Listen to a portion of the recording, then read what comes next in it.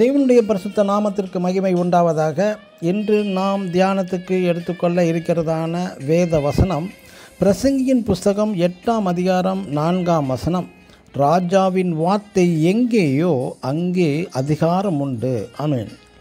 இப்பூமியிலே முன்பு சிறு நாட்டை சிறு குறுநில மன்னர்கள், பெரிய நாட்டை மகா மன்னர்கள், ராஜாக்கள், பேரரசர்கள் இப்படி நாட்டை ஆண்டு வந்தார்கள்.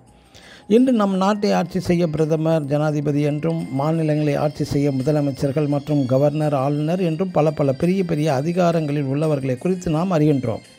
அது மட்டுமல்ல, கிறிஸ்தவ உலகிலும் மிகப்பெரிய பதவி அதிகாரங்கள் என்று கருதப்படும் Pope, cardinal, bishop, reverend, pastors என்பவர்களும் உண்டு. ஒரு நாட்டை ஆளும் பிரதம மந்திரியோ ஜனாதிபதியோ ஒரே ஒரு வார்த்தை சொன்னால் போதும், அது அப்படியே நடந்தாக வேண்டும். அதற்கு மறு வார்த்தை எதுவுமே இல்லை. அதேபோல் இன்று கிறிஸ்தவ சபைகளிலும் கூட சபை தலைமை பொறுப்பில் உள்ளதான Pope, cardinal, bishop, reverend, pastors பேசுவதை அதை தேவ வார்த்தையாக கருதி நமது சபை விசுவாசிகளும் அதை அப்படியே விசுவாசித்தும் அதன்படியே நடந்தும் வருகிறார்கள்.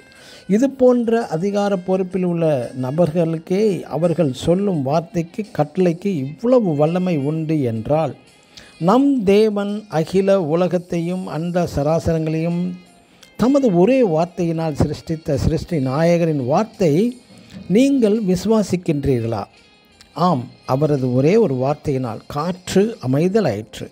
அவரது ஒரே ஒரு வார்த்தையினால் இறந்து கிடந்து அடக்கம் செய்யப்பட்டு 4 நாட்களான சரீரம் உயிர் அடைந்து விட்டது. அந்த வார்த்தை என்ன வார்த்தை? நான் உன்னை குணமாக்குகிறேன் என்கிறார்.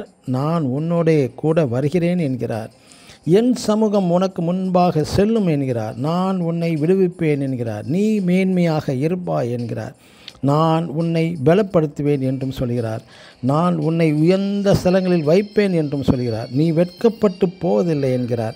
மேலும் நீ ஆசீர்வாதமாய் இருப்பாய் என்றும் சொல்கிறார். ஆம், எனக்கு அன்பான தேவனுடைய ஜனமே, நம் ராஜாதி ராஜா சொல்ல ஆகும், கட்டளையிட நிற்கும் இந்த மகா பரிசுத்த தேவ வார்த்தைகளை அப்படியே விசுவாசிங்கள், ஆசீர்வாதம் பெறுங்கள். ஆமேன். God bless you.